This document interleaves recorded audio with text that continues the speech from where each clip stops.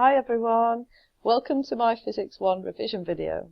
I thought it might be a bit more interesting and interactive this year to do a video, so I hope you find it useful. We're going to go through all the key topics for P1. This will be just the basics and you're going to have to use your revision book or exercise book to go deeper into the topic. Top tips: have a pen or pencil handy to make notes and be ready to pause the video. Every now and again I'll ask you to pause the video and then you can have a go at writing some answers down, and then we'll check the answers after. So there's three topics in P1: heat, energy and waves. And we're going to start on heat. And this is the most important part because these are the building blocks of all the matter that we know the most about in the universe at the moment. So we're going to start with particles and kinetic theory. So let's first look at the title. We know what particles are. And kinetic theory, remember, kinetic means movement and theory is an idea. So it's an idea about the way particles move. Now your first job is a really easy one. All I want you to do is draw a dot on a piece of paper. Can you estimate how many particles are in that dot? Well, in fact, there are about 20 million. And that is probably why, as scientists, we're so interested in this, because all of matter that you can see now is made up of these particles, and they are so tiny. And depending on the way they move and interact with each other, determines exactly what's going on Earth at the moment. So let's have a look at the diagrams. You'll recognise these, I'm sure. So a solid, notice all the particles are the same size and in neat rows. For a liquid, all the particles are the same size, but they're in a random order, but still touching each other. And lastly, for the gas, they're the same size, but they're not touching each other, they're really spread out. The liquid is the one that is usually asked in the exam. Okay, let's have a look at the table. So these are all your top keywords that you might be asked to describe the three states of matter, a solid, liquid or a gas. Have a look at these 6 now, and see whether you can guess what's under these question marks. Okay, pause the video now and see whether you can have a go. Okay, I'll reveal the answers. Well done if you had a go at it.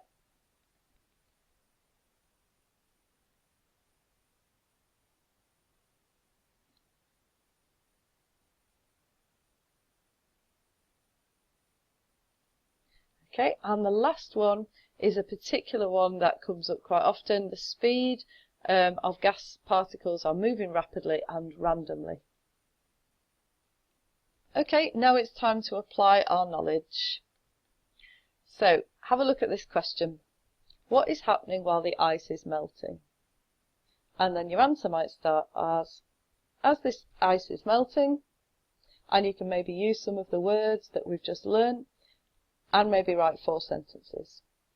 Okay, have a go at it. Pause the video now.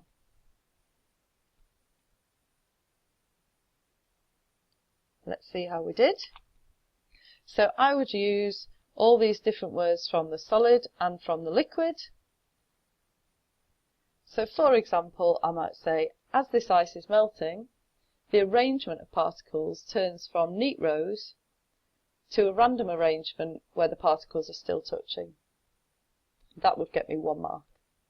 I'd then say, as this ice is melting, the temperature of the particles goes from colder to medium temperature. I might say, as this ice is melting, the bonds go from stronger to medium, etc., etc. Okay, we're on to topic 2 already. Well done. So this is evaporation and condensation. So this person's been to the gym and they're looking a bit sweaty. Have a go at this question. Why does sweating help to cool this person? And your answer might start with, as this person is sweating, and then see if you can use all the keywords to answer it. Pause the video now and have a go. Okay, let's see how we did. Hopefully you used the liquid words and the gas words, and you talked about how it changed from a liquid to a gas when something evaporated. In this case, it's sweat. So, for example, you might say, as the liquid evaporates, it turns from the particles being in a random arrangement, where the particles are touching, to become more spread out. The speed of the particles changed from moving around slightly to moving rapidly and randomly. and so on and so on.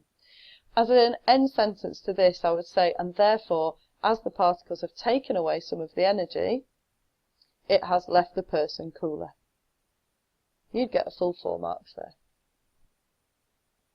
Okay, so this guy's been to the gym, and we're going to apply our knowledge to help him think of 3 ways that he can dry out the towel quickly. Pause the video now and see whether you can do it. Okay, let's see how we did. So number 1, he could spread it out to increase the surface area of the towel. The keywords here that you'd be marked on would be increased surface area. Secondly, he could increase the temperature, put it somewhere warm, for example on a radiator, or put it near some moving air, so maybe out on a washing line or something like that. Topic number 3, well done if you're keeping up, conduction, convection and infrared radiation. These are all the 3 methods of heat transfer, and you need to know about them all in detail. So let's have a go at them. Heat transfer number 1 is conduction, and it only happens in solids. You might recognise the practical down here, which is a Bunsen burner with 3 different metal rods, and at the end of each rod there's a bit of Vaseline and a drawing pin. And remember waiting for the heat to be conducted down the metal rod and then the drawing pin to fall off. And the best conductor, the drawing pin fell off the quickest. And then convection. Convection happens in any fluids, which are liquids or gases, anywhere where the particles can move around. So obviously it can't happen in a solid. So convection, this is our experiment for it, you might remember it, a beaker of water, and then we have a bit of potassium permanganate crystals in it, which give it a sort of purple colour. And then we can see this beautiful convection current that goes around from the heat source and back again. We'll learn about that in detail in a minute. And the last one is infrared radiation, also known as infrared heat radiation. And this has got nothing to do with particles at all. This is in fact just a wave. And you'll see down at the bottom here a picture of somebody wrapped in a space blanket.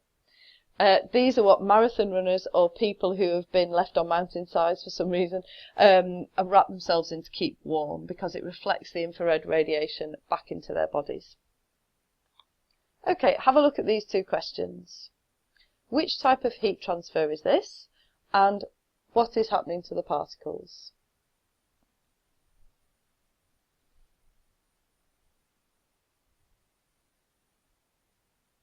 Did you get it? So this is in fact conduction, and you can tell what's happening to the particles because as this is heating up this particle here, it's vibrating more than it was. It was already vibrating slightly, but it's vibrating more. And then those vibrations knock into the next particle along, or we say collide with the next particle, and it transfers some of its energy to that particle. And then that particle vibrates more and transfers some of its energy to the next particle. And then this one collides, and so on and so on. So basically we get heat conducted all the way down this metal rod.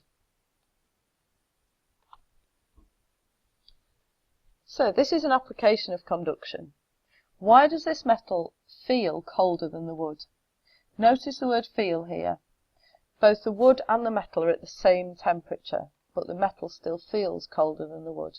Pause the video now and see whether you can explain what's happening. Okay, let's have a look at the answers. So the metal conducts heat away from your hands. The wood does not conduct it away as well, it is an insulator. So as you can see from this first statement, the metal will end up feeling colder because the heat is being conducted away from your hands. And the second one, the free electrons are the particles that transfer the energy in a metal. Okay, let's have a look at the second one, which is convection.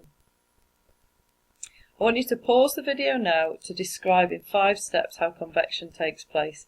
I've put a load of keywords for you at the top to help you.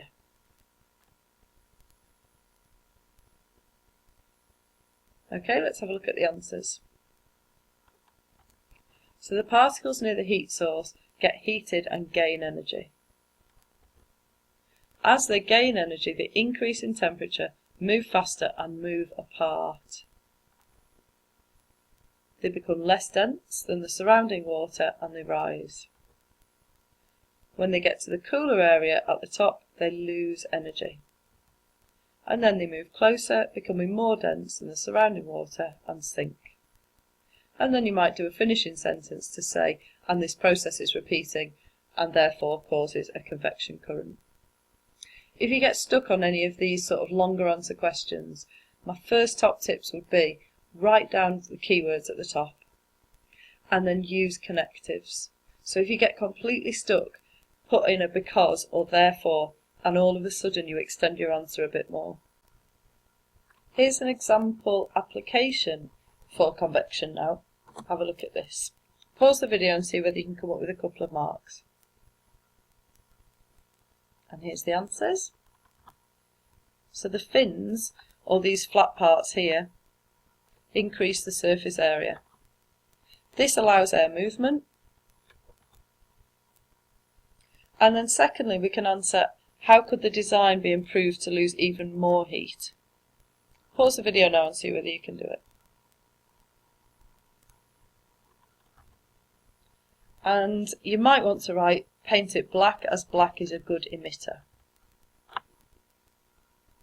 Still on convection. Why do I have such big ears?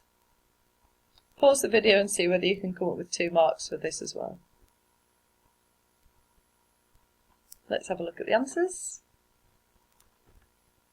Increase surface area and to allow air movement. You might have seen an elephant flapping its ears. Here's our last type of heat transfer. Can you guess what it is? How does the heat energy get from the sun to the earth? Here's a hint. That's right, it's infrared radiation. And this doesn't require any particles at all. In fact, it's a wave that travels at the speed of light. So this is a really nice application of infrared. And this is the infrared camera. Basically, it measures how much infrared radiation comes off an object. The more infrared radiation that comes off it, the higher the temperature. In fact, all objects give off infrared. Does an ice cube give off infrared? Yes, all objects give off infrared radiation. Here's an ice cube. The only objects that don't give off infrared radiation are objects at absolute zero. We've never actually achieved this on Earth.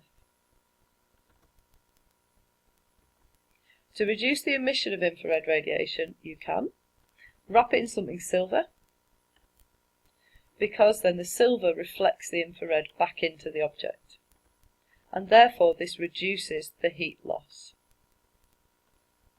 This last point in particular is something that any paper, foundation or higher, people tend to forget to write.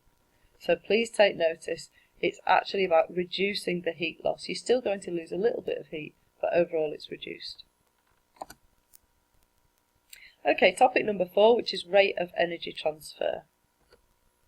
So this looks tasty, but it's too hot to drink. Where would you put it to cool down the fastest? Out in the snow or near a radiator? That's right, you'd probably put it out in the snow. See if you can pause the video now and draw a sketch graph, you don't need any numbers on it, of how the cooling curve would look. Okay, let's have a look. You should have got something that looked a little bit like this. What would the graph look like in a colder environment? Pause it now and see whether you can either draw it or just think about it. Notice that the blue line is in the colder environment. The rate of heat transfer is faster at first and then it gets to the same temperature.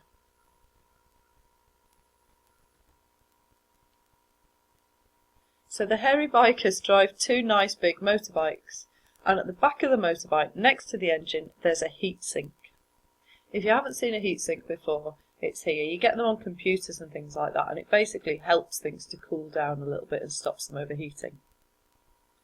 I'd like you to try to pause the video now and think of 4 marks as to why the heat sink is designed like this. Okay, did you get it? It's black, which, notice the connective, is a very good emitter of infrared radiation. It also has thin fins which will increase the surface area. And lastly, the fins also allow air to pass through to remove the heat. So it's a bit like our elephants with big ears question, these parts anyway. I guess if you painted the elephant black, it would also be a good emitter. So number 5, this is about insulating a house and the vacuum flask. And here we're going to take all our ideas on conduction, convection and radiation, and we're going to apply them, all of them, to the house, and then we're going to apply all of them to the vacuum flask. So here we are. Houses lose a lot of heat and it costs a lot of money.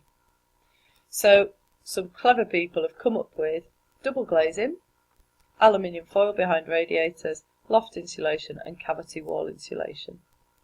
Each one of these reduces heat loss by either convection, conduction or radiation. Pause it now and just take 2 minutes to try to have a read through them all.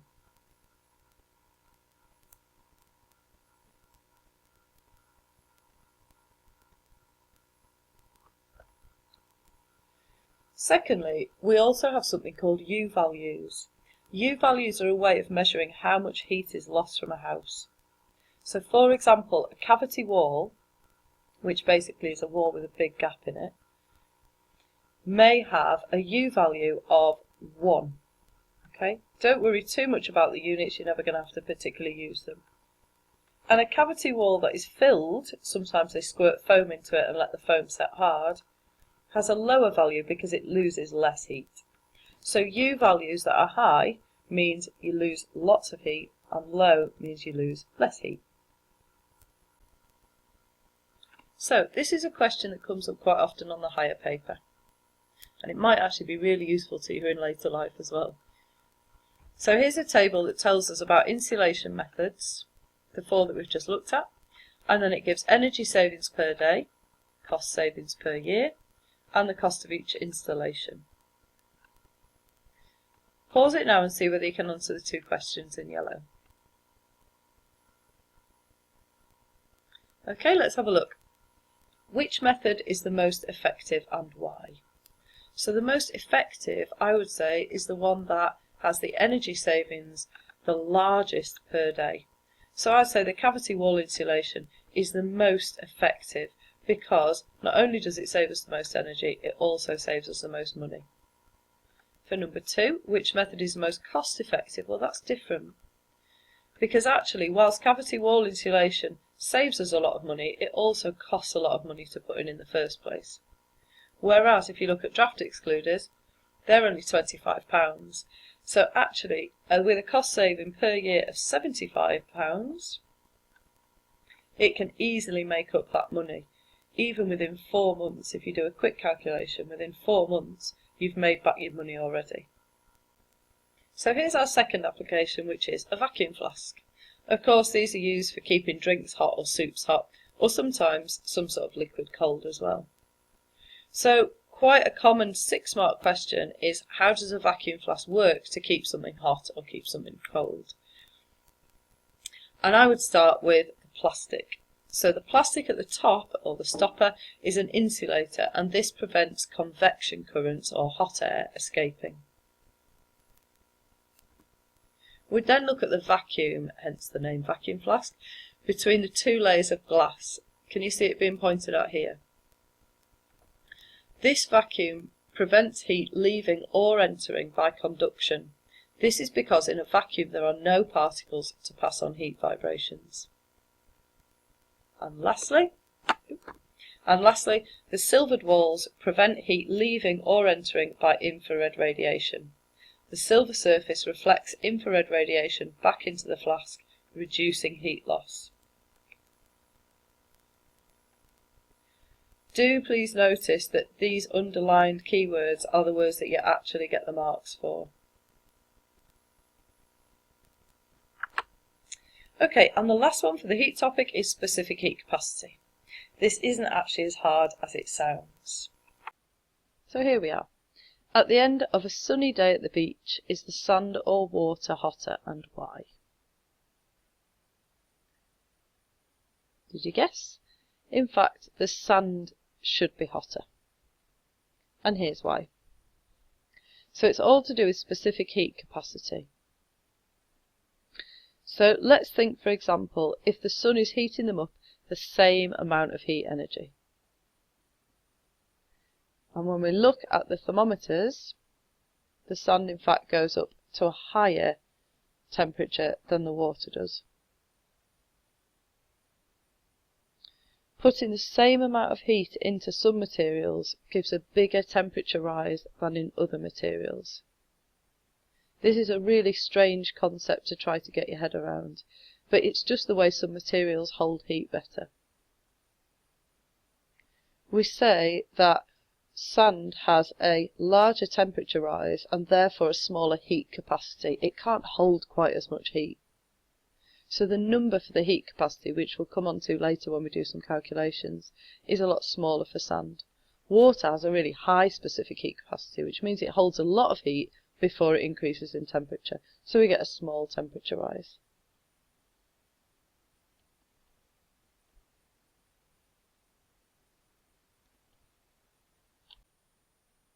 Okay, well done everyone. We've made it to the second section, which is energy. So here we are, number 7, energy types and transfer. You'll recognise this all, hopefully from year 7 and year 8, and so it should be reasonably easy for you. Let's get started. Can you guess all the different types of energies from these pictures? Pause the video now and see whether you can. Okay, let's see how we did. Kinetic, which means movement. Elastic, thermal, which means heat, chemical, gravitational, sound, light, and nuclear. Can you name 3 stored energies and name 2 energies that are often wasted? Give an example in a car. Pause the video now and see whether you can. Okay, so the stored energies are nuclear, elastic, chemical, and gravitational. You could have had any of those 3. Stored energies means they're not actively being used right then at that second. It means they're being stored up, ready to use. For example, in chemical energy, you might store the energy in a battery, ready to use later on. Or chemical, you might store the energy in food, ready to use later on in your body. Gravitational, we might take something up to something very high like a mountain, and then it will be ready to use later on. 2 examples of wasted energy usually are thermal, heat, and sound. These are often byproducts when we have a machine or something like that, and we don't want these, and generally engineers and scientists are trying to reduce waste energies.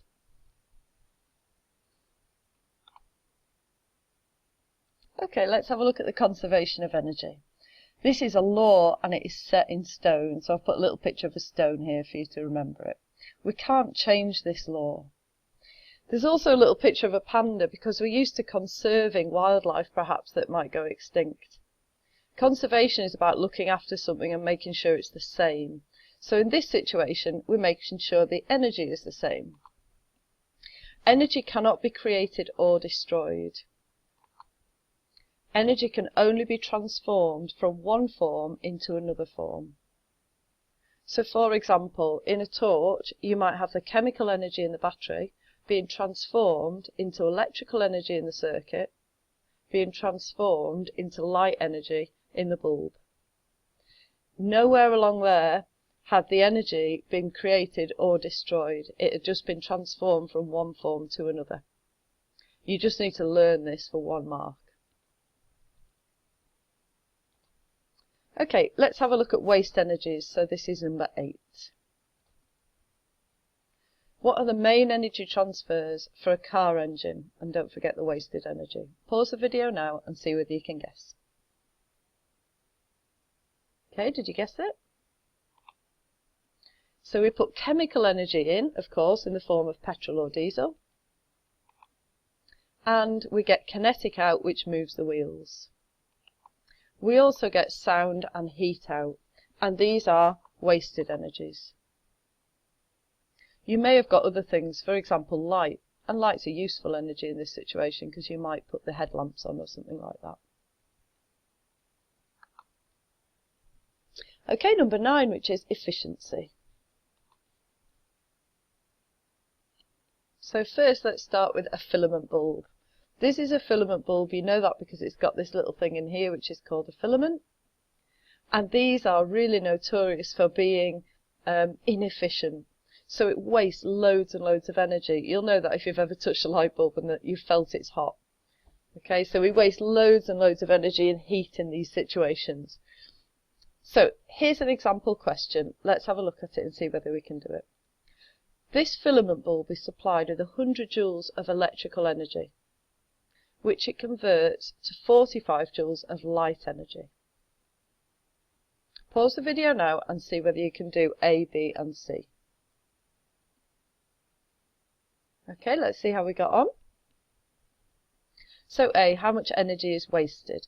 Well, it's converted 45 to light, which is useful energy, so all the rest must be wasted. So that should be 55 joules. If you want to put the working as well, that's quite helpful for the examiner to see how you've thought through the question. And you will get marks for your working, even if your answer isn't right. So B, we know it's usually wasted as heat or sound. Well, in a light bulb, it's wasted as heat. And what is the efficiency of the bulb? Well, all we have to do is look on our equation sheet, because all the equations are given for you. And you'll find that the equation is efficiency equals useful energy out divided by total energy in. And all you need to do is, if you can't remember how to do it, just put the bigger number on the bottom. But if you can, then hopefully you can work out that the total energy going in is given in the question here. So this one goes on the bottom.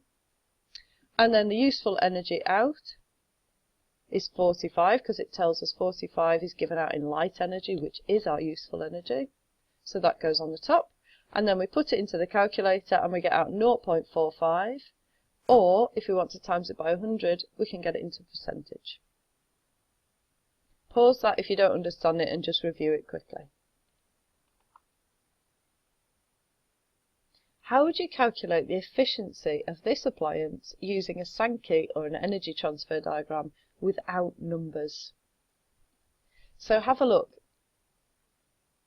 This input electrical energy is coming from the left hand side, and basically it tells us here that this is the amount of energy that's coming in. And what we can do is we can count the number of squares up here to represent how many joules of energy is going in. So let's count them.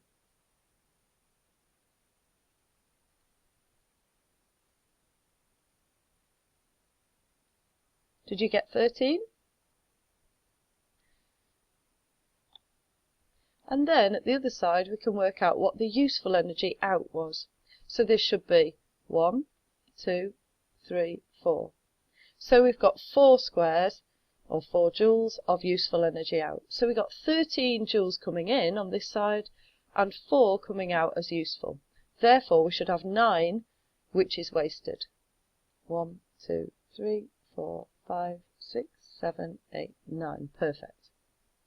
So in order to calculate the efficiency for this question, we would do 4 divided by 13, and that should give us the efficiency.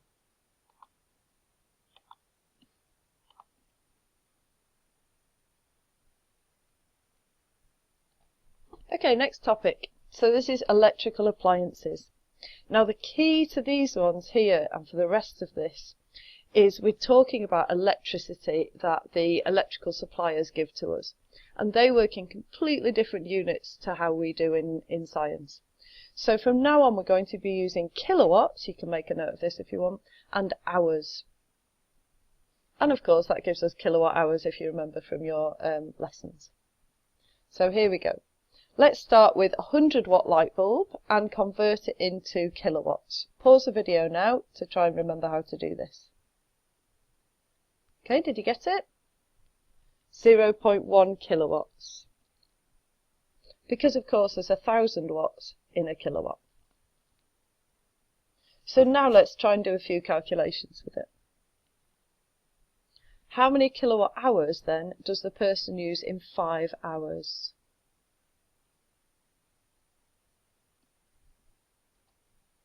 And of course we just times it by 5, and then we put hours on the end as well. This is what in electricity we call a kilowatt hour, or just to make it easy, the electricity companies call it a unit. So let's try another one. Here's our gorgeous Christmas tree in York, and we supply it with 12,000 watts. So what's that in kilowatts? Pause it now and see whether you can do it. Did you get it? That's 12 kilowatts. How many kilowatt hours does this use in 15 minutes? Did you get it? 3 kilowatt hours, or of course we could say 3 units. Okay, on to the next one, the cost of electricity. This will be something hopefully that you'll find really useful when you're older as well, and not just in your GCSEs. So here we go.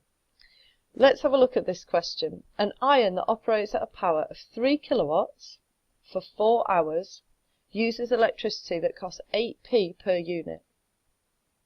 How much does it cost for the electricity that it uses? See whether you can have a go at this. Pause the video now. Okay, let's see how we did. So what I would do in order to answer this question, first of all, is underline or highlight what we need to know and what we've already got. So I would say underline the power of 3 kilowatts, because we've already got that. We've already got the time of 4 hours. And we've already got the cost per unit. The cost per unit is just set by the electricity companies. And then what we want to know is the cost for the total amount of electricity that we use. So straight away I'd look it up on the equation sheet, and I'd find that we've got an equation with power, time and energy. So here we are. Energy equals power times time. And then we just put the numbers in. So the power number is 3 kilowatts. The time is 4 hours. And then we get a total of 12 kilowatt hours, also known as 12 units. So the number of units of electricity is 12 units. It then asks us, how much does it cost for the electricity that it uses? Well, it's 8 pence per unit, and we've got 12 units. So all we do is times them by each other to find the answer. And the answer is 96p. Please be very aware, it's usually in pence. If you get 130 pence, for example, you might want to change that into pounds, but don't put 96 pounds. Just remember, electricity is actually reasonably cheap. Okay, number 12, power stations. So this is all about how the power gets to your house. So here's the inside of a power station. You might remember it from going to Drax if you went there in year 9. So first of all, we put in a fuel at one end. Sometimes it's coal, oil, gas, or some sort of biofuel. And then this goes into the furnace and it gets burned to produce heat. Then we have water coming round in these tubes, and the water gets heated up and turned into steam. The steam then turns a turbine, which is like a giant fan. And then the giant fan, the turbine, turns the magnet which is inside the generator. So the generator is basically just one big magnet in there, surrounded by a coil of wire. And when you get movement of a magnet inside a coil of wire, we produce electricity. So the whole job of all of the rest of the equipment in a power station is in order to turn the magnet inside the coil of wire. So then the electricity comes out here and goes off to our houses or businesses. The water is then recycled into a condenser, and some of it's cooled on these big cooling towers that you see, and it drips down back ready to be used again.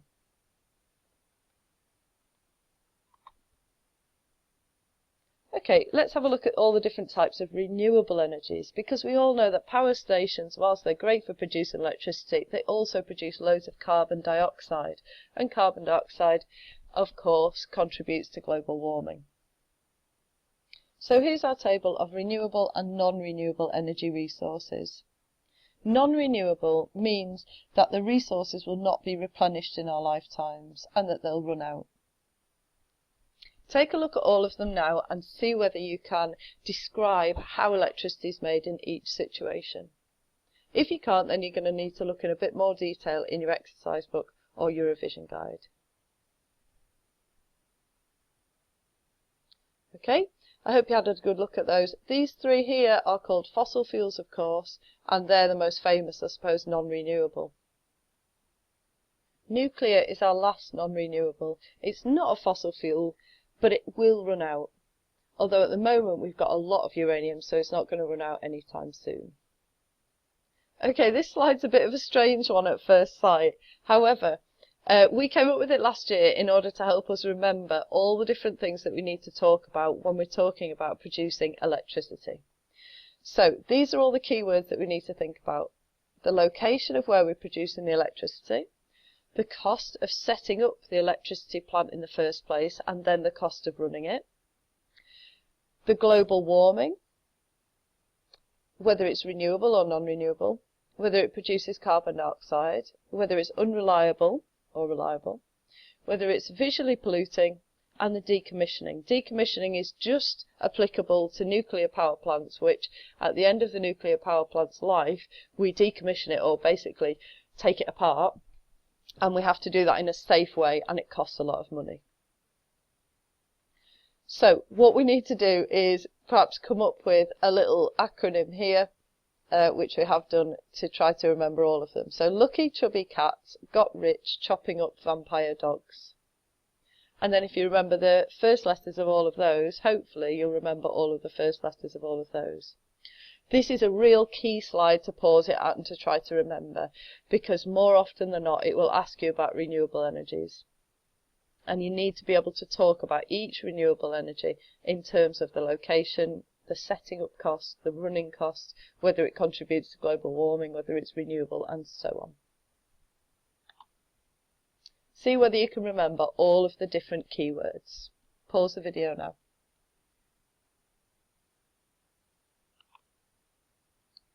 Okay, so here's an example of a type of question they might ask you. What are the advantages and disadvantages of biomass versus coal when we make electricity? Somebody might write, it's better for the environment, and you'll get no points at all for that. What you really need to do is go back to your lucky cats and try to make a comment on all of the different things, the location, the setting up cost, etc.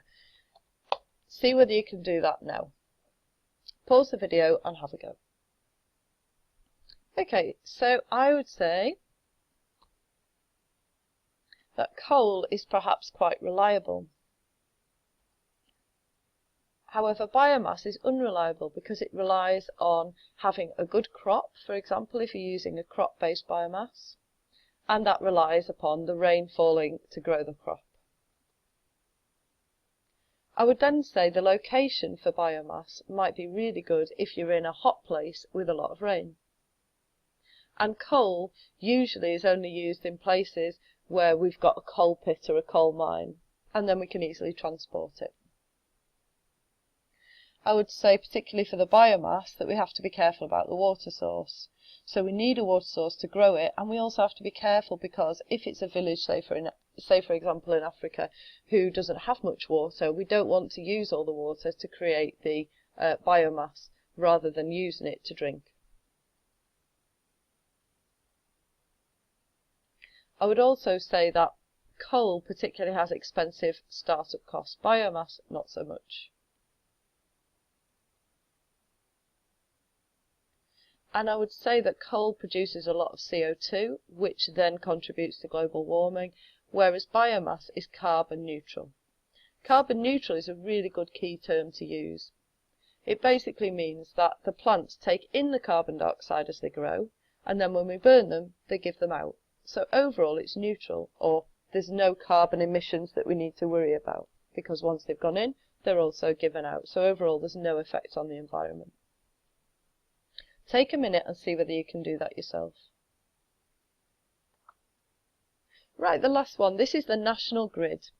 Okay, so the national grid is just the way that we get electricity all around the country to our houses, and not a lot of countries have the national grid, so we're really lucky in this country.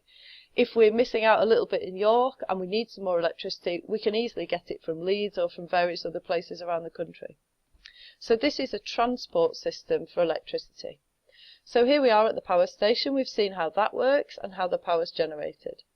We then go to a step-up transformer, and this is a key part of the national grid. This steps up the energy, or steps up the voltage, should I say, in order to go along the pylons. They then travel all around the country and then arrive at a step-down transformer, which steps down the voltage into our homes. The voltage changes are along the lines of 20,000 volts to 400,000 volts, and then all the way back to our houses, which is 230 volts. So see whether you can do these questions. Okay, did you get it? To step up or increase the voltage. Why do we want to do this? Well, we don't want the heat to escape from the wires, and therefore we make it more efficient.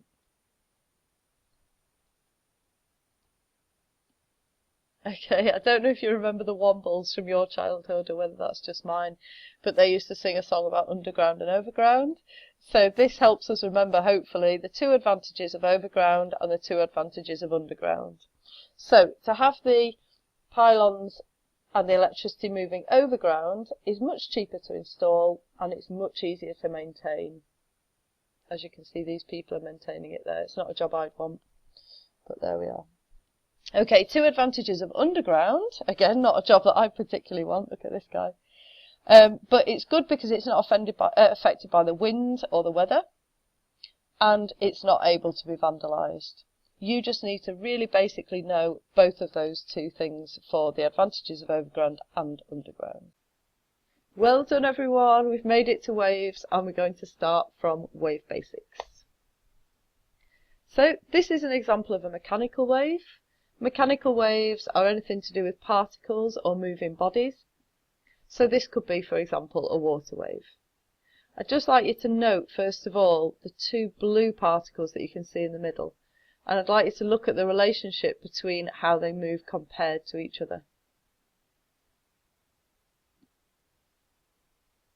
Okay, this should help us perhaps describe the difference between two waves that we're about to do now. So what's the difference between transverse and longitudinal waves? If you've got an idea from doing some revision already, press pause and see whether you can write a little answer or maybe draw it out. Okay, let's see how we did. This is quite a tricky topic, so don't worry if you don't understand it straight away. So a transverse wave is when the particle movement is at right angles to the direction of the energy. That's quite a mouthful of a sentence, but let's have a look what we mean. So let's take two particles, just like we did with the blue particles before, and follow what they're doing. Maybe these two guys here.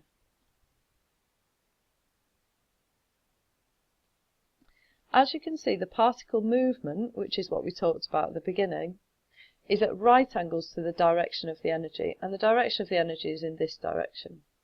So here's what I mean. The particle movement is up and down, whereas the direction of the energy, or the wave, is to the right. So here you can see this is at right angles to each other.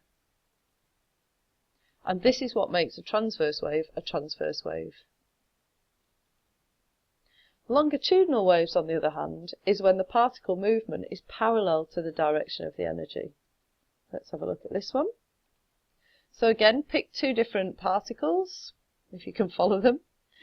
Okay, so here's two different particles, and as you can see, the particle movement is going backwards and forwards lengthways like this, or horizontally, and the direction of the energy is in fact also in the same direction. So this time we've got it parallel to the direction of the energy. Take a minute now and see whether you understand that, because you need to be able to describe the difference between these two, particularly on the higher paper.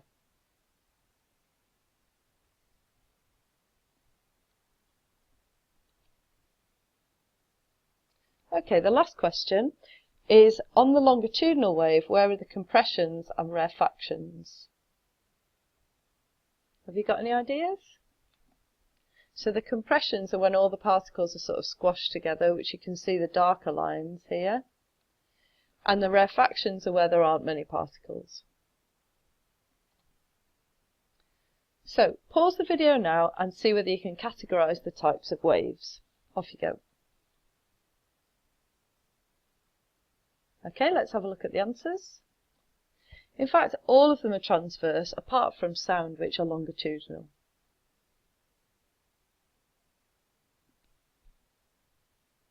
So let's have a look at the definitions for amplitude, wavelength and frequency, and everybody on foundation and higher needs all of these. So the amplitude is how high the wave is. Top tips for the exam. You need to be very careful to mark it on as precisely as you can, so from the middle to the bottom or from the middle to the top. And you need to put the arrows right up to the very top and right down to the middle, and I draw a middle line across here like this. For the wavelength, this is the distance between 2 points when the wave starts to repeat again.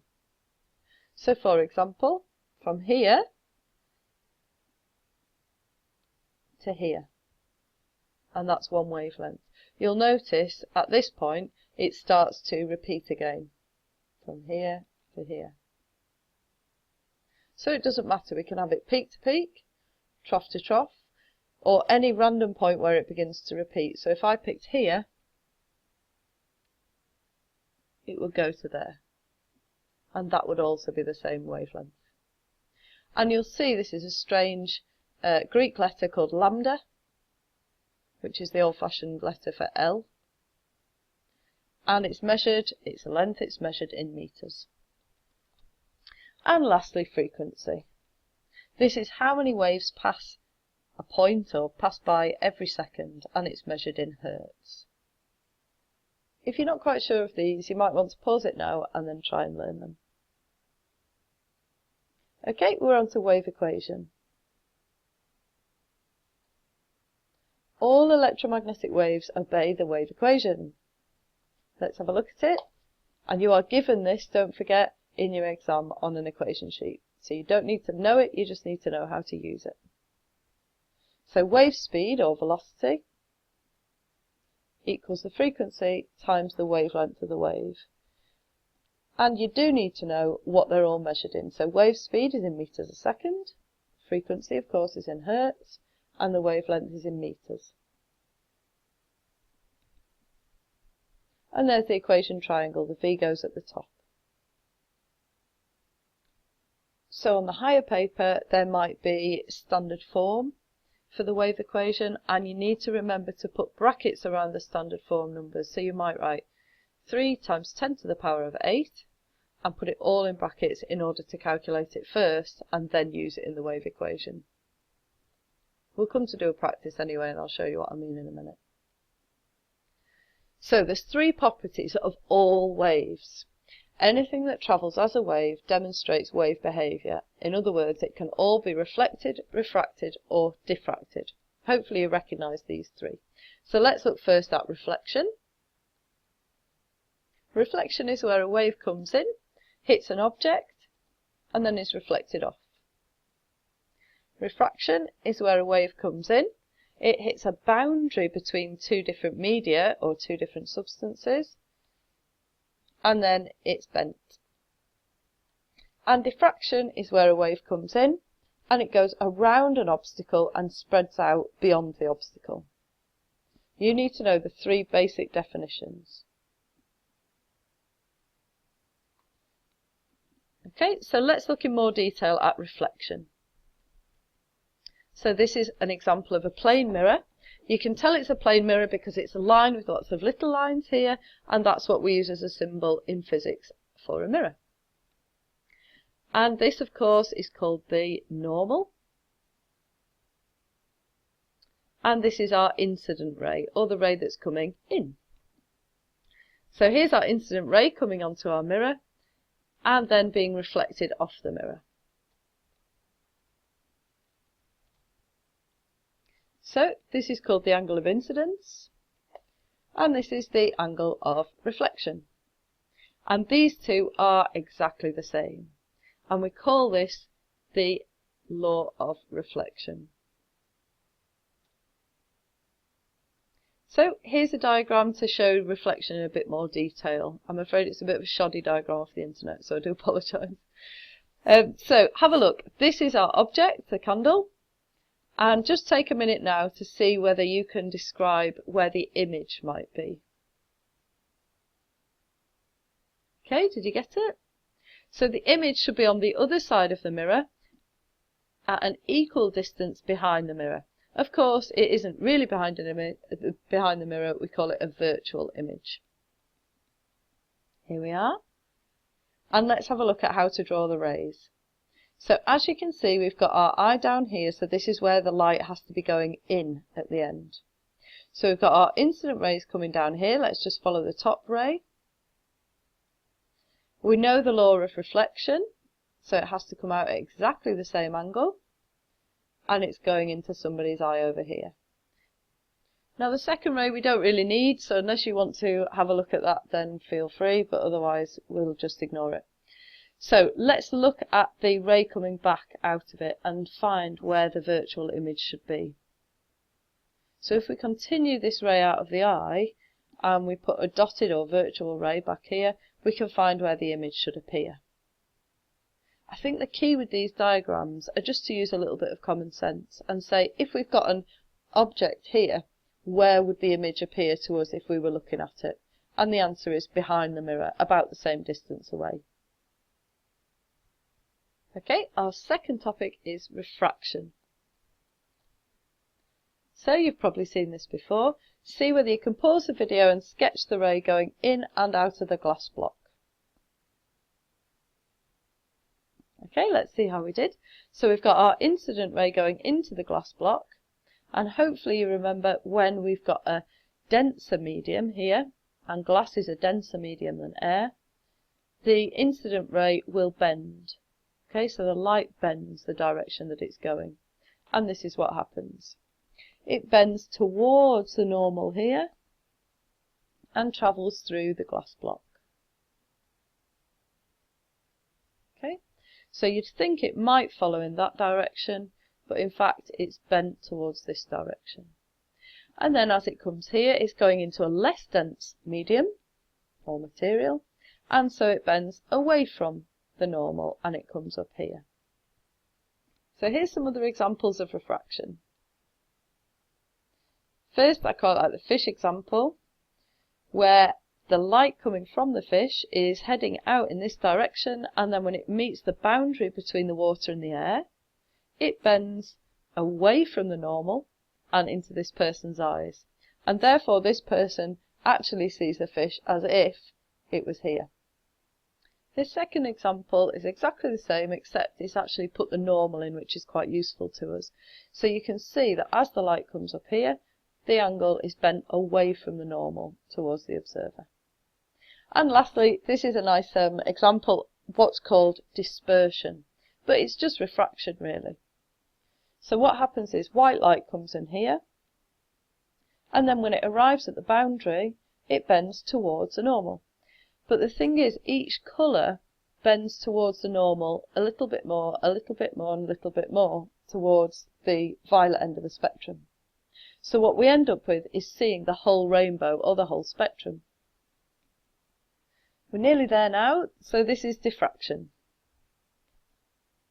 So for diffraction, movement of waves around an obstacle, to happen, the obstacle or aperture gap must be about the same size as the wavelength. Let me explain what I mean. So this is as if we're looking from the top on maybe some water waves or something like that. So these are the actual waves. You can see the tops of the waves or the crests of the waves. And then this is an obstacle here. This is another obstacle here. And therefore we've made a gap or an aperture. Now let's compare the size of the wavelengths. There's the size of the wavelength compared to the size of the gap. Now it says here for diffraction to happen, the obstacle or the aperture must be about the same size as the wavelength. As you can see on the first one, this isn't the same size. This aperture is much bigger than the size of the wavelength, and therefore we don't get much diffraction. The waves haven't spread out at all. Let's have a look at the second one. Here's the size of the wavelength. Here's the size of the gap. So now it's becoming more similar. And we're getting more diffraction. And let's have a look at the last one. So the size of the wavelength is exactly the same as the size of the gap. And now we're getting a lot of diffraction. Now if you've had me or Mr. Ferguson, you might have watched The Valley of the Damned. It's a bit of a strange cartoon. I'd recommend you watch it to explain diffraction. So see whether you can answer this question. What do the waves on the left and right diagram represent, and what is diffraction? Pause the video now and see if you can have a go at it. Okay, let's have a go.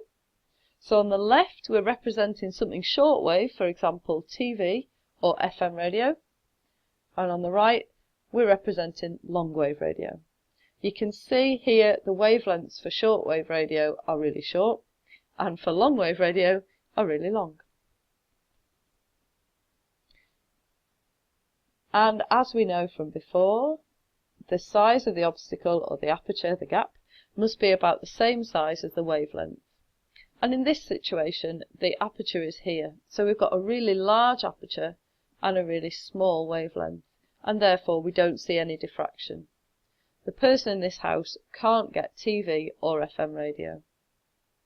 However, on the long wave, these waves are actually the same or very similar size to the gap, and therefore we do get diffraction and this person can hear the radio. Okay, so we've seen three properties of all waves, so let's just review them. Reflection, where the angle of incidence equals the angle of reflection. Refraction, where the wave comes in, hits the boundary. If it goes into something more dense, it bends towards the normal. Something less dense, it bends away from the normal.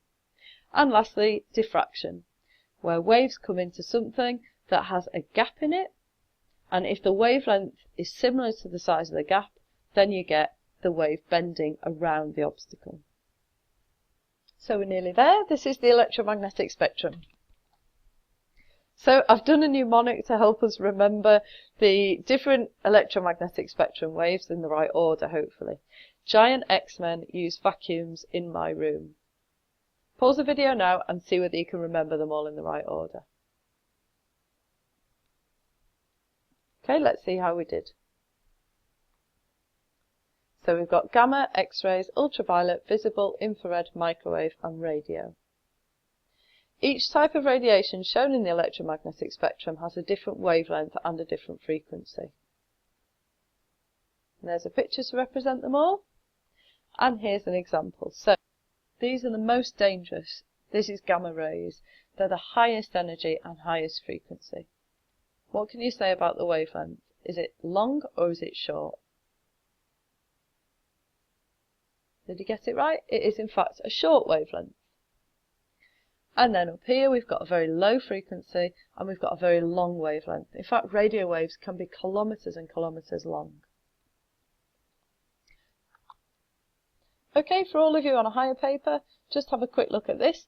Radio waves can be 10 to the 4 metres long. Okay, so they're really, really long. And at the other end of the spectrum, we've got 10 to the minus 15 metres. So that's really, really tiny. In fact, they're tinier than the diameter of an atom.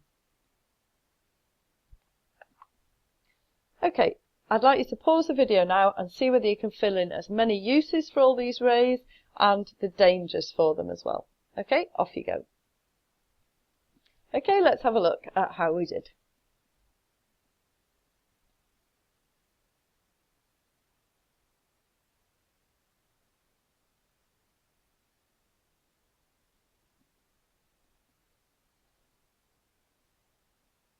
Pause it now and check your answers. I'd like to draw your attention particularly to these first three here and to the dangers of them.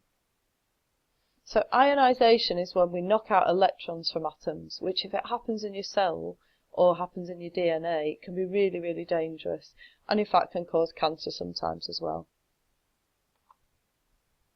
Okay, now let's have a look at sound. If you want to pause the video now and try to answer this question, and then I'll give you the answers in a second. Okay, let's see how we did. So here's an example answer. When the drum skin is struck, it vibrates, which causes the air particles beside the drum to also vibrate. These vibrations are passed to the air particles next to the drum skin. They collide with their neighbouring particles and pass on energy. These then collide with their neighbouring particles and pass on energy. Can you remember what type of wave a sound wave is? Yep, in fact it's a longitudinal wave. So this is a famous experiment that you've probably seen in school, and we've got basically a bell in a jar, and it's called the bell jar experiment. So there is air inside the bell jar, and so the sound can travel and be heard. However, when we put a vacuum pump on, the sound cannot be heard. Why is this? Pause the video now and then I'll tell you the answer in a second. Okay, well done for having a go. Basically, as long as you're saying when there is a vacuum, there are no particles or very few particles inside the bell jar, and therefore the sound cannot be passed on via vibrations in the particles, and therefore the sound doesn't actually reach the edge of the jar. And therefore there is nothing to vibrate the jar, and there is nothing to then vibrate the air towards your ear. So right at the very start of this video we looked at the three states of matter, a solid, a liquid and a gas. And I've put two questions here which are quite tricky about what happens with sound inside the three states of matter. See whether you can answer them. Pause the video now and have a go. Okay, well done if you've had a go. Sound travels fastest through the solids. This is because when the solid particles start to vibrate more, when we get the sound coming through it, it easily passes on to its neighbours, and then those to those neighbours, and so on and so on. And so it travels the fastest through the solid. However, it doesn't get very far because it loses energy through all the different directions that the sound is passed on through. So the state of matter which the sound travels the furthest is, in fact, the gas. Because the particles don't lose energy on the way, because all they have to do is wait until they find the next particle and then collide with that, and so on and so on and so on. So I hope you recognise these as oscilloscope traces. You might have seen sound waves on the screen when you did it in the practical in the lab. And I wonder if you can tell which has the higher volume of sound, and describe how you can tell. In fact, it's A, and you can tell because the amplitude is higher. It's the amplitude that determines the volume. How about this one? Which has the higher pitched sound? And how can you tell? And the answer is the higher pitched sound is the one on the right, because you can see more waves appearing in the screen. It's got a shorter wavelength and a higher frequency. And it's the frequency that tells us how high pitched the sound is. Now let's have a look at the Doppler effect. You'll all have heard this, I'm sure. The approaching ambulance makes this noise, nee-no, nee-no. And the receding ambulance makes a nee-no, nee-no. Pause the video now and see whether you can answer these questions in yellow.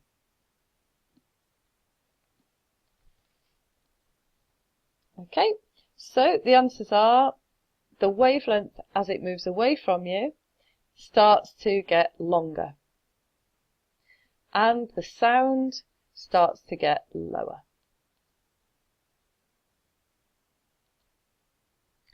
And lastly, this is our final topic, is the Big Bang.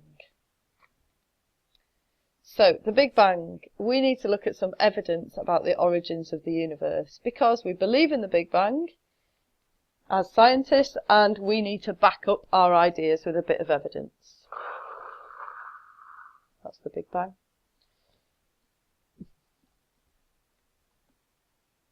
So the Big Bang theory is that the universe started with an explosion at a very small point called singularity.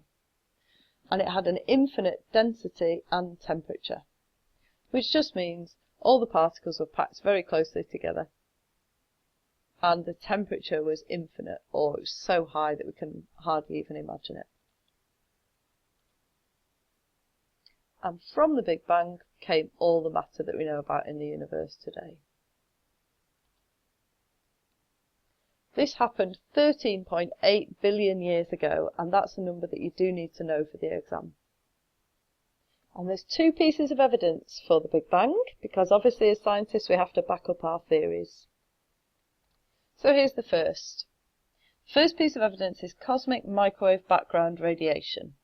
And that's a big name. Cosmic just means out in space. Microwave are obviously microwaves, and this is what this is a picture of.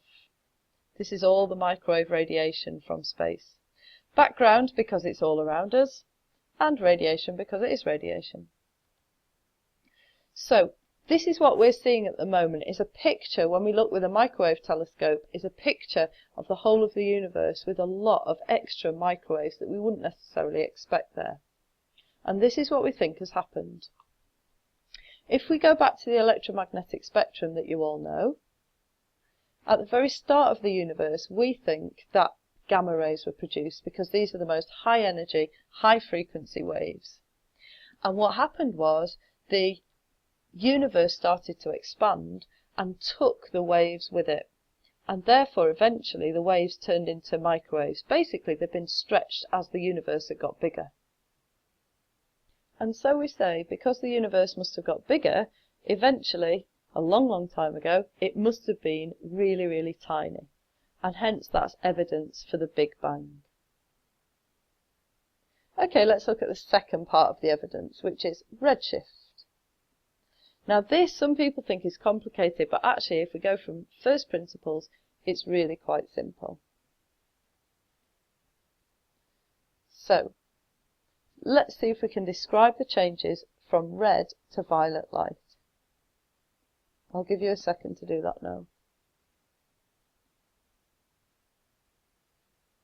Okay, did you have a go? Hopefully you might have described that red light has a longer wavelength and violet light has a shorter wavelength. You might have also described that red light has a lower frequency and violet light has a higher frequency.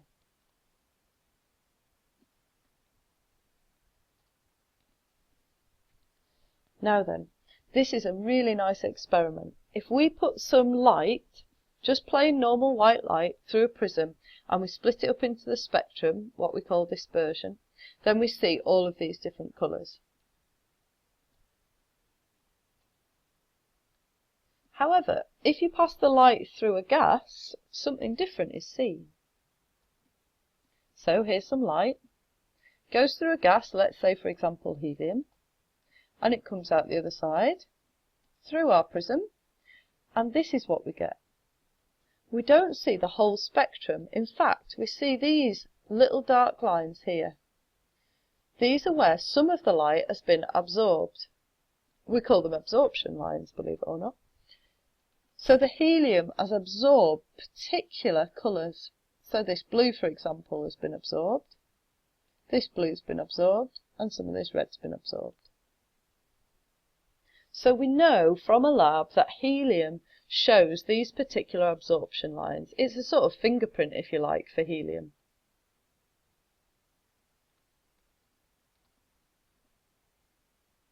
This is what we call an absorption spectrum.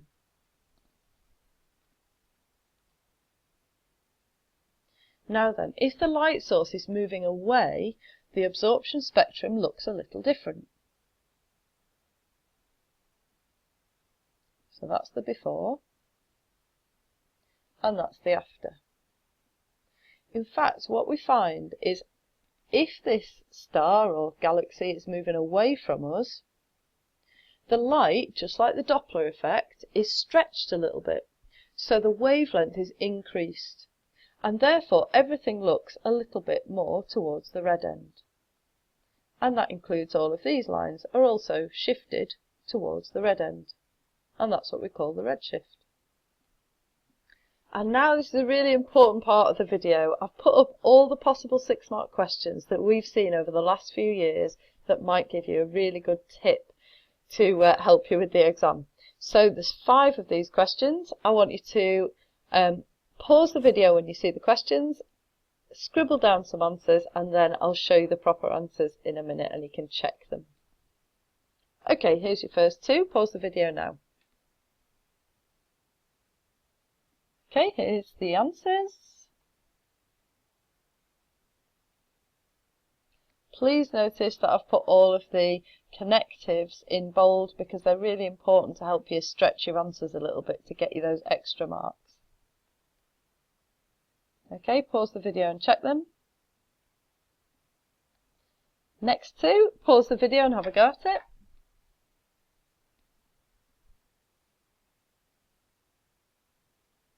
And now check your answers. And the last one, oops, and the last one. And here's your answer.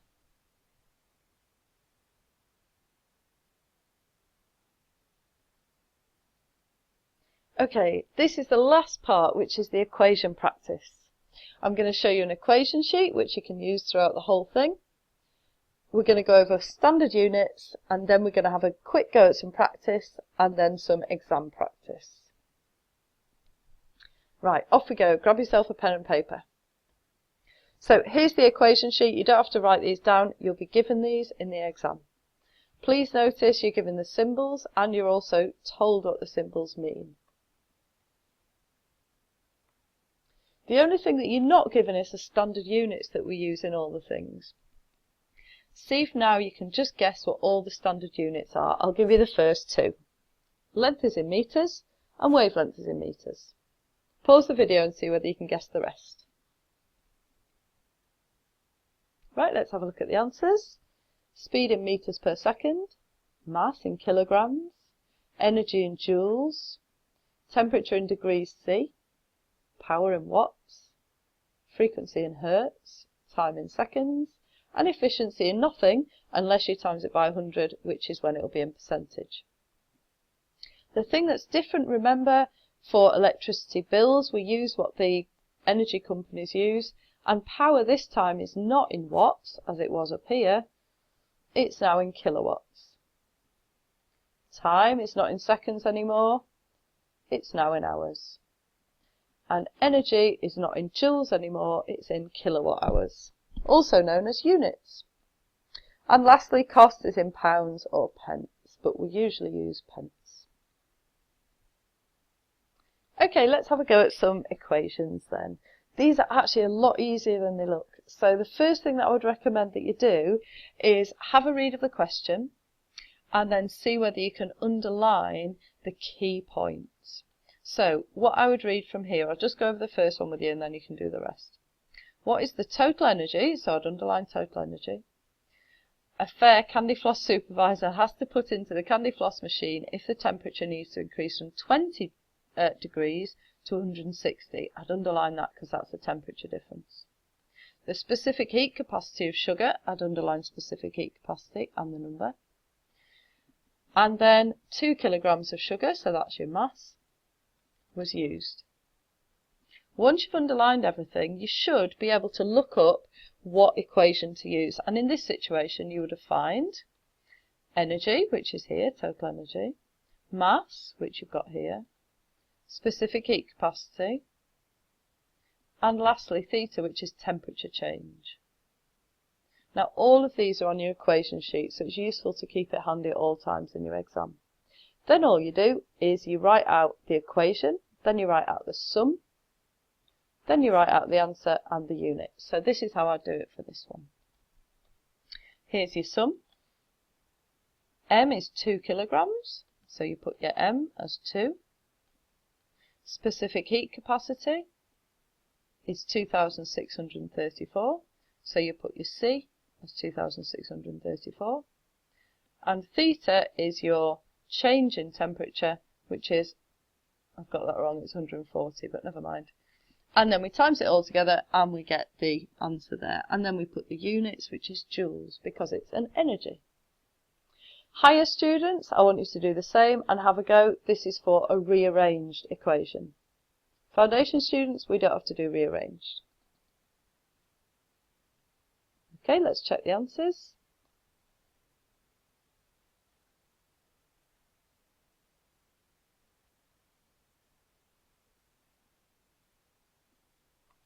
Okay, now here's an equation that's off the exam paper.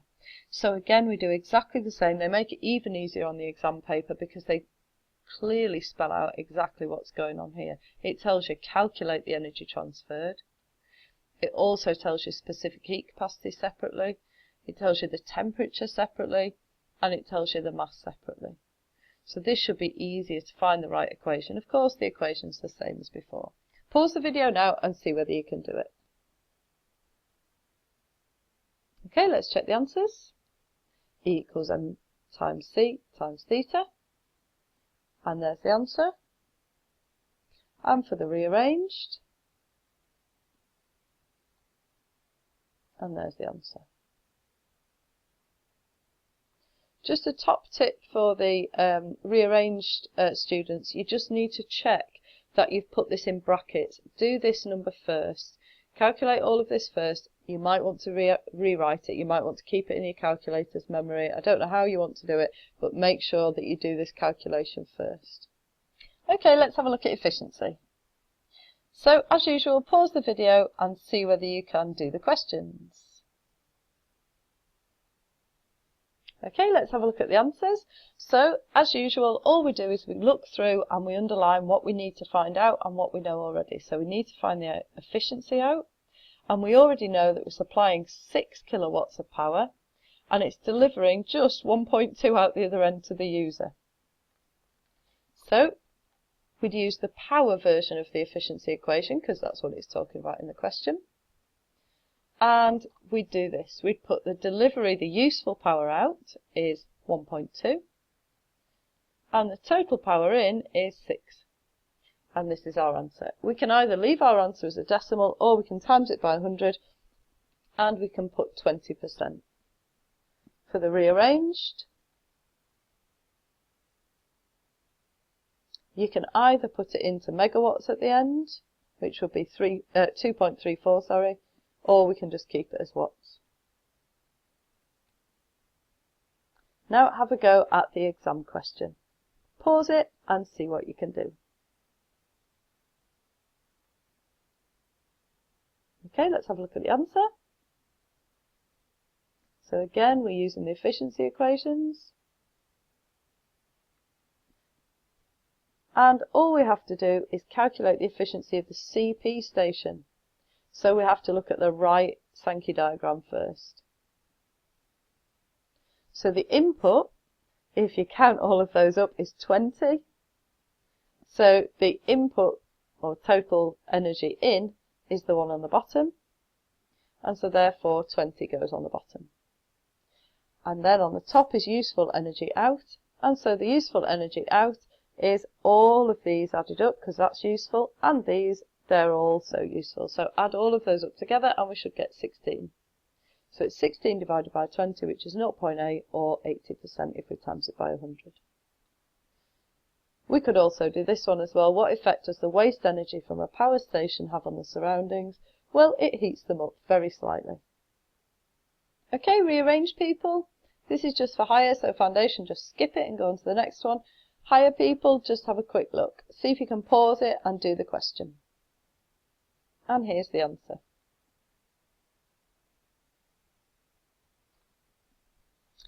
And now on to energy. So, again, as usual, just read the question, underline what you know and what you need to know, and then see whether you can find the right equation for it.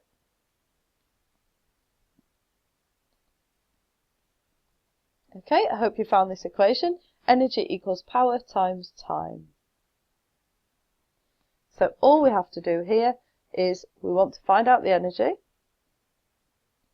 So now we have a power of that, and they ran for 30 minutes. Of course, remember our standard time has to be in seconds, and so we need to convert 30 minutes into seconds by timesing it by 60. Let's have a look at the answers. So there's our power, which is 420, times by 30 minutes, times 60 seconds, and that gets a total energy. Don't be afraid of such big numbers. It might not look right to you, but it probably is. Rearrange people, have a quick look at that, pause it and see if you can do it. And there's your answer.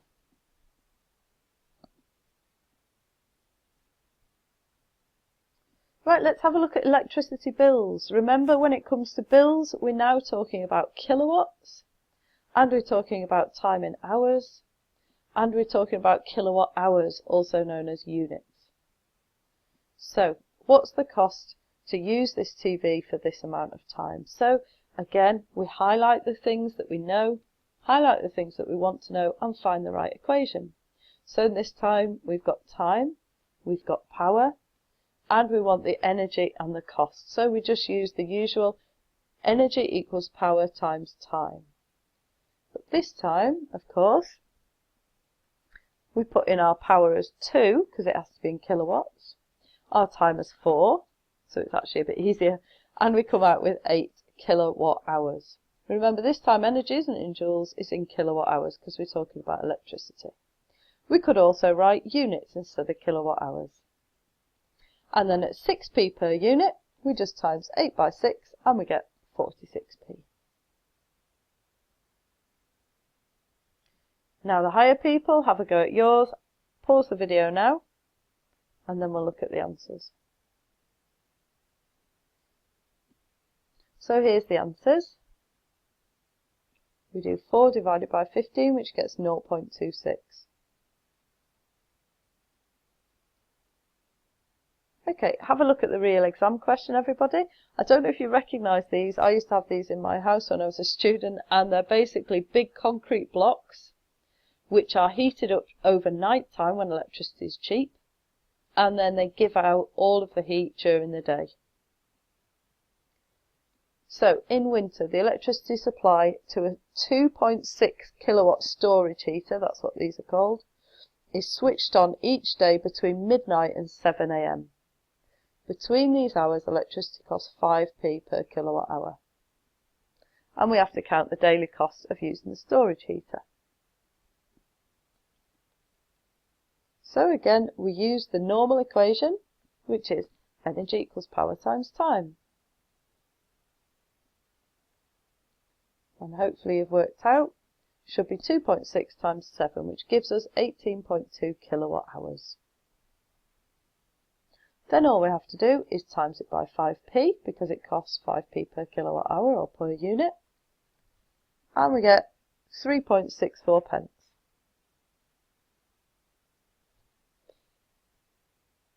Again, this is slightly harder, but see how you get along with it.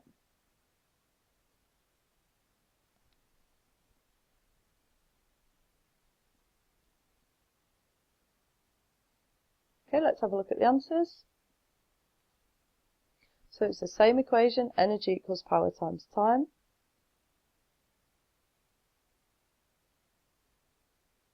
And then we just times it by 15 and we get 9 pence at the end. Okay, these are our last equations then, and these are all about waves. Pause the video now and see how you get along. Okay, let's have a look then. So the equation, if you found it, was velocity equals frequency times wavelength. And all we have to do is work out what the frequency is. Well, it's 5, so we put 5 into there. And then the wavelength, well, we've got 6 wavelengths equal 48 meters, so one wave is 8 meters. So we put 8 meters into there, and then we can calculate the velocity or the speed. So it's just 5 times 8, which is 40 meters per second. And for higher students, let's have a go at the rearranged. Now, a while ago we talked about using standard form, and here's where we're going to use it. So you can see it's standard form of 3 times 10 to the 8. And for the wavelength, it's 500 nano. Nano means 10 to the minus 9, so it's 500 times 10 to the minus 9. But we use exactly the same as how we'd use the equation normally. So we rearrange to find frequency, so it's velocity divided by wavelength, and then we just put the numbers in. So there's our velocity, and there's our wavelength. Do it on the calculator. You might want to put it into brackets just to make sure you get the right answer, and then this is our frequency. Right, pause the video now and see whether you can do the exam questions yourself. Okay, and here's the answers.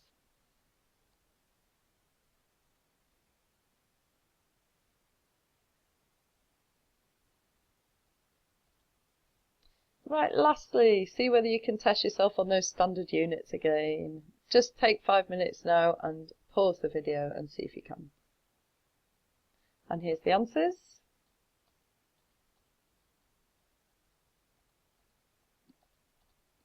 Well done if you got a few of those right. And that's the end of the video. Thank you very much for listening. I hope it wasn't too boring, and I hope it was quite useful for you, that whistle-stop tour of P1. Good luck in your exams, everyone.